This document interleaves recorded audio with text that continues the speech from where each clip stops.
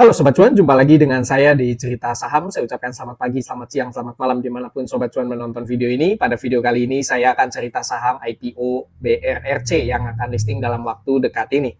Jadi saya pikir tuh BRRC ini atau PT Raja Roti Cemerlang merupakan PT produksi roti. Tapi ternyata PT ini merupakan produsen tepung roti. Jadi ada kesalahan, sebenarnya kesalahannya itu di gambar dan juga di thumbnailnya gitu, tapi nggak masalah, yang penting itu kan substansinya.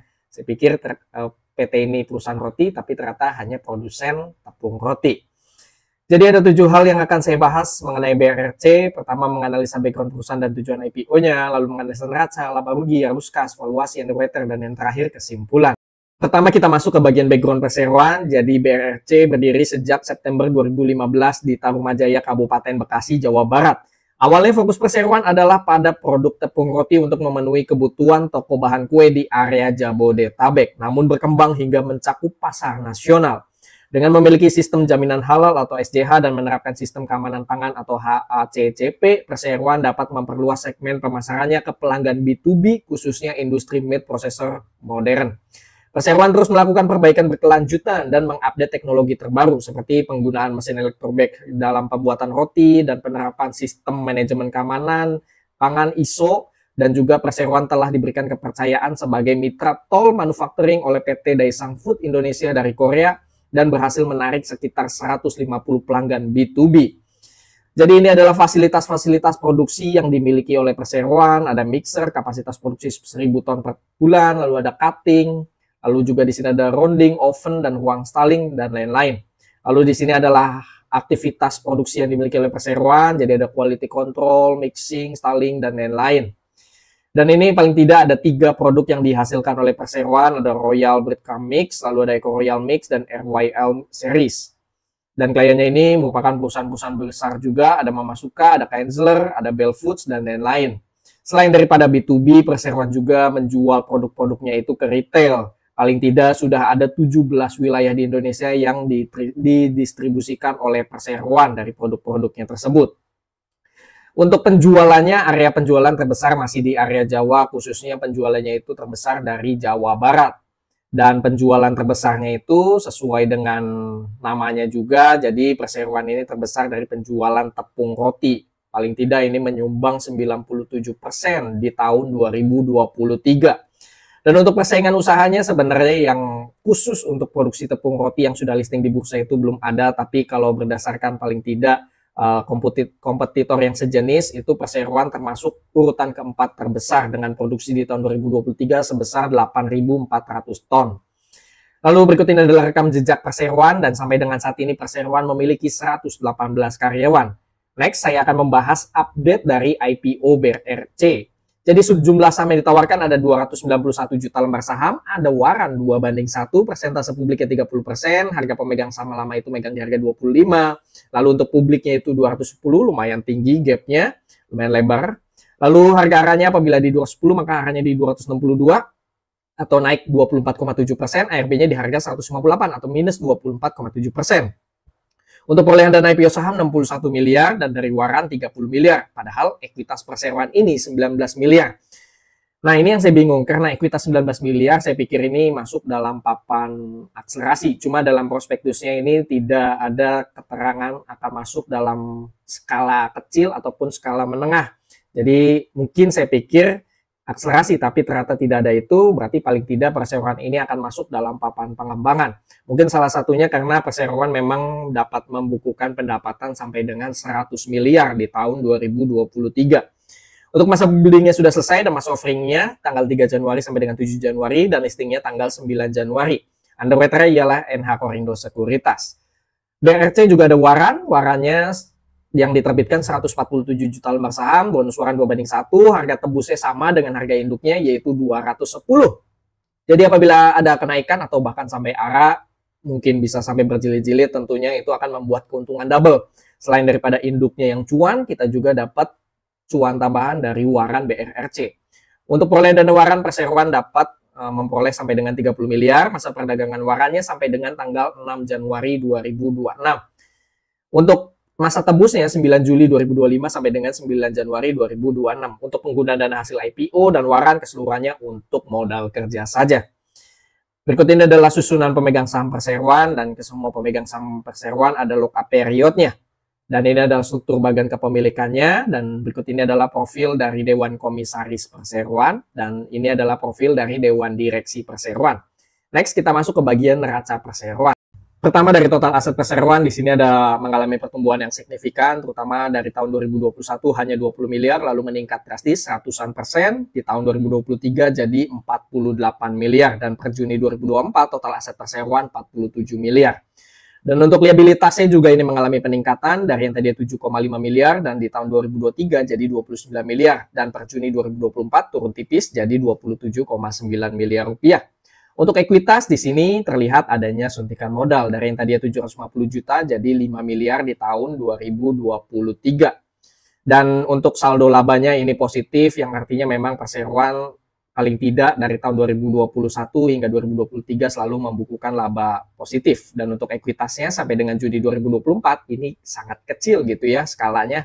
Paling tidak hanya 19,5 miliar rupiah. Mungkin kalau pendapatannya ini di bawah 100 miliar, mungkin masuknya dalam papan akselerasi. Next, kita masuk ke bagian laba rugi dari pendapatan.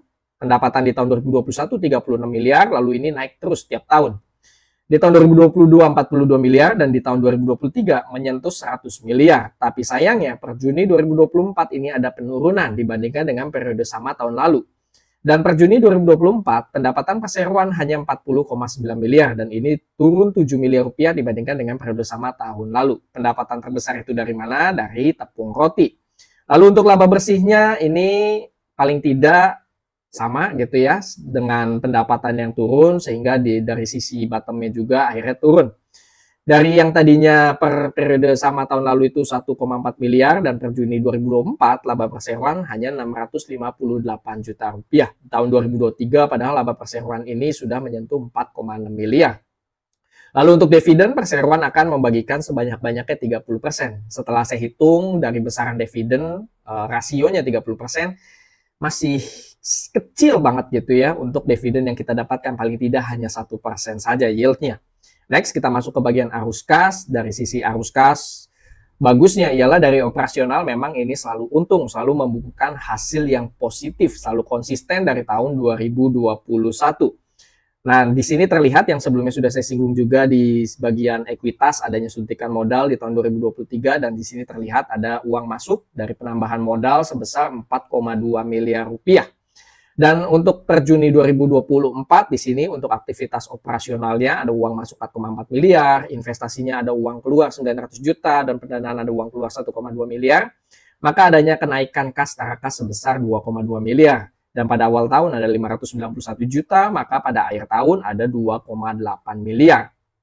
Next, kita masuk ke bagian valuasi. Di sini langsung saya ambil di harga finalnya karena sudah update di bagian prospektusnya, akan diambil di harga 210.